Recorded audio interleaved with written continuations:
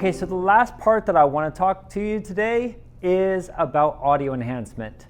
Now, audio enhancement is one of those technologies that we have in the new construction rooms that is baked into the ceiling, and in order to really appreciate it, you really need to listen to it.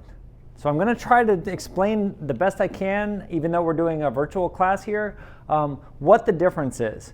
Now, it is called audio enhancement. It is not called audio amplification. If I were to go to a rock concert, I would expect to be pushed. I would expect that sound to be pushed at me. That's amplification.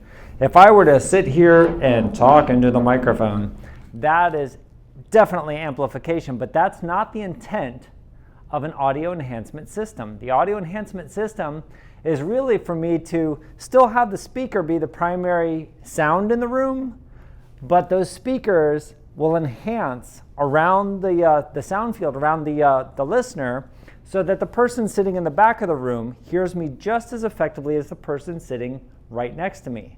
In fact, because we're far apart here, if I were to turn this off, then typically you would hear a huge difference.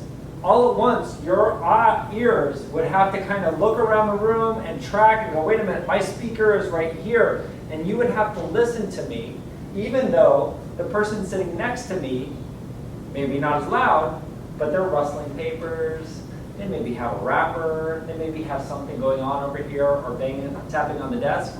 Even though that's not loud, if I'm sitting next to them, then it's something that my ears have to filter out instead of the speaker. Now, from the teacher's perspective, we're used to, let me turn this back on. We're used to having that loud projection from our voice. That's our teacher voice, right? But in a classroom setting, when I have teachers say, hey, I don't need audio enhancement, I have a loud teacher voice, what they're saying is they like to be at a volume where the person sitting here is getting blasted, basically, and the person sitting in the back here is just fine. I'm not saying that audio enhancement is going to make it so that it is only useful because people can't hear you. I'm saying that it changes how people hear you. And it allows me as the teacher to bring my volume down and use much more inflection. So at the end of the day, I have not strained my voice at all, but I can also use very soft whispers. I can use a lot of inflection. My ELL students that are in the classroom, they can hear me perfectly. They can hear all of my pronunciation. So it also allows me as the teacher to move around the room because the audio is never going to stop in the classroom. Actually, no matter where I am in the room, I could be sneaking up behind these kids over here. They're not going to know because the sound is always coming down from them. If you've ever gone to Disney World and the parade goes by, you don't hear all the sound coming from the floats. You hear the sound coming from all around you. And that's exactly what the kind of situation we want to create with our audio enhancement devices. So, what are the components of the audio enhancement? Let me explain. Right now I am wearing what they call the Teardrop Microphone.